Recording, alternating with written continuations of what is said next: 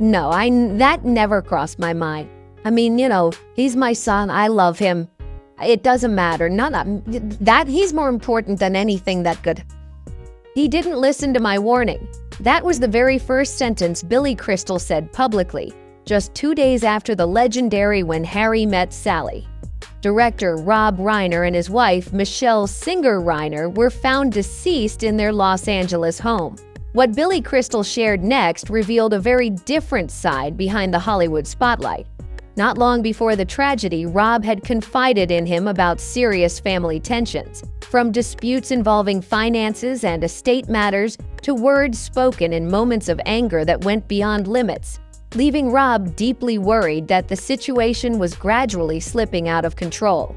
In this video, we look back at what Billy Crystal knew before everything unfolded, the warnings he tried to give, and why, when it all finally came to an end, he became the one carrying the heaviest emotional burden.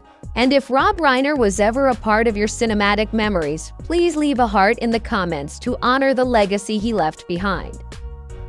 According to Billy Crystal's later recollections, which he shared in private conversations with a small circle of trusted journalists from the Los Angeles Times and Variety, the pivotal meeting took place on a quiet Sunday afternoon, November 30th, 2025, exactly 14 days before the tragedy unfolded. Billy went to Rob Reiner's home in Brentwood after a brief phone call in which, from the tone of Rob's voice alone, he sensed that something was different. Rob did not joke, did not mention films, and spoke slowly, saying only, "Come by for a bit. I need to talk to you." When the door opened, Billy immediately realized his instinct had been right. Rob stood before him looking exhausted and withdrawn, his handshake noticeably weaker than usual. Throughout the visit, Rob repeatedly glanced down the hallway, poured himself water without drinking it, and allowed the silence to linger in an unusual way. Billy later said it was not the look of panic, but the expression of someone worn down from trying to keep everything under control for far too long, and that he had never seen Rob Reiner so tense inside his own home. Then, when Rob finally lifted his head and took a deep breath, Billy knew that what was about to be said would no longer be casual conversation, but a confession Rob Reiner had never dared to share with anyone before. "Everything in my family is in turmoil. I'm truly exhausted." Rob did not continue right away.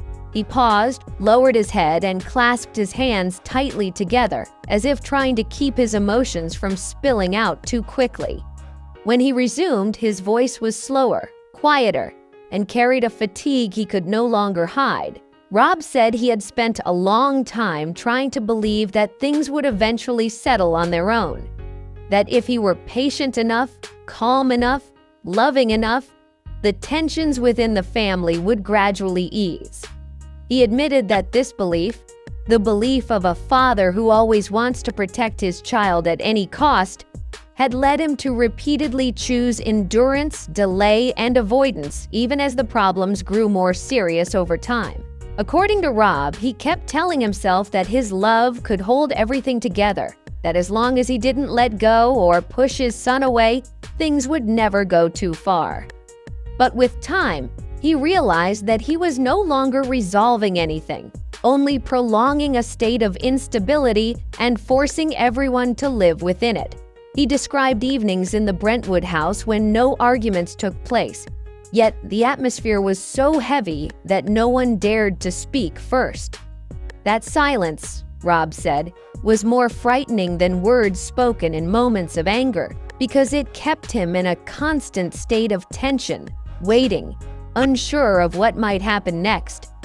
In those moments, Rob admitted, he often chose to remain silent, not because he failed to recognize the risk, but because he feared that even a single wrong reaction could hurt his son more deeply.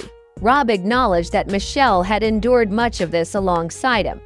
There were nights when she left the bedroom, not out of anger, but from exhaustion and fear that conversations might spiral beyond control. He said this very quietly, but Billy understood that it was one of the details that pained Rob the most. the feeling of helplessness in being unable to protect the peace of the woman who had stood by him for so many years, while he continued to place his love for his child above everything else. "I hate seeing her like that," Rob said, "but I don't know what else I can do if I push my son away."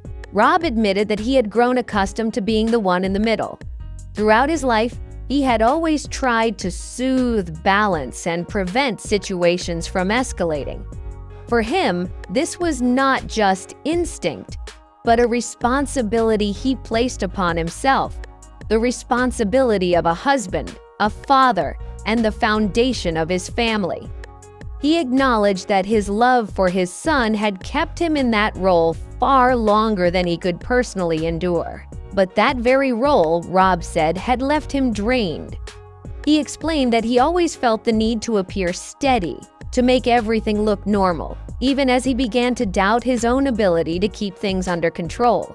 There were moments, Rob said, when he wondered whether his presence still helped hold everything together, or whether it was unintentionally sustaining a fragile and potentially dangerous balance. Rob then recalled a serious argument that took place in the kitchen about a week before Thanksgiving. The disagreement stemmed from finances and treatment-related matters. He did not repeat the words that were spoken, but admitted that the moment left him with a deep sense of unease. Not because of the topic itself, but because his son's reaction was very different from anything he had seen before. "For the first time," Rob said slowly, "I couldn't predict his reaction anymore." Rob explained that in recent times, changes in his son's behavior had become more noticeable.